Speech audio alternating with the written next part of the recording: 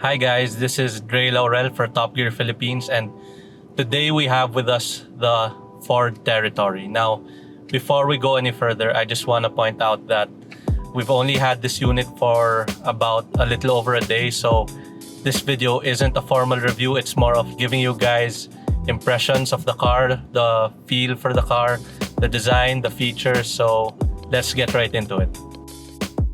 Now, I just want to get one thing out of the way, and it's that this car is made in China, but to be honest, you can hardly tell. The exterior looks great. It fits in perfectly with the rest of Ford's lineup, and the interior is really nice. While there are some hard plastics and like this fake wood trim we have here, it's all nicely done, and there's also a good amount of soft touch materials on the doors and on the center console. There's some piano black plastics here that looks like they will scratch easily, but that applies to pretty much any other car in the market too, so there's really nothing to complain about there. In terms of size, the Ford Territory fits 5 people, and it slots right above the Ford EcoSport and under Ford's midsize SUV, the Everest. It fits in nicely if you ask me, and the size is perfect. It's easy to park, it's easy to maneuver, and the visibility inside is great. You can see everything. And speaking of visibility, I want to go into the features of this car. One of the best features is a 360-degree camera that helps you out when you're parking.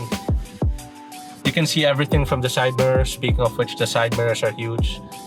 And while you can see everything there, having the 360-degree camera really helps out. Once you step inside, if you're the driver, the first thing you'll notice is that the instrument panel is all digital, and that there's a large touchscreen interface here with Android Auto and Apple CarPlay capability. Now, this infotainment system is not Ford Sync, and it's not as intuitive as what you'd find on like the EcoSport and the Everest, but it does its job perfectly fine.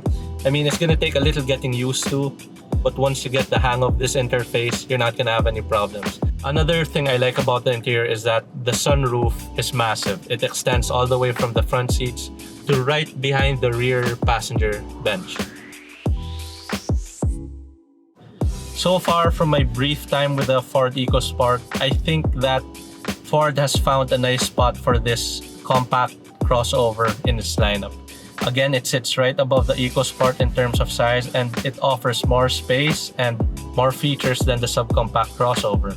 Personally, I think that if people can get over the fact that it's made in China, they're going to see that this is actually a pretty good car. This has been Dre Laurel for Top Gear Philippines, signing out.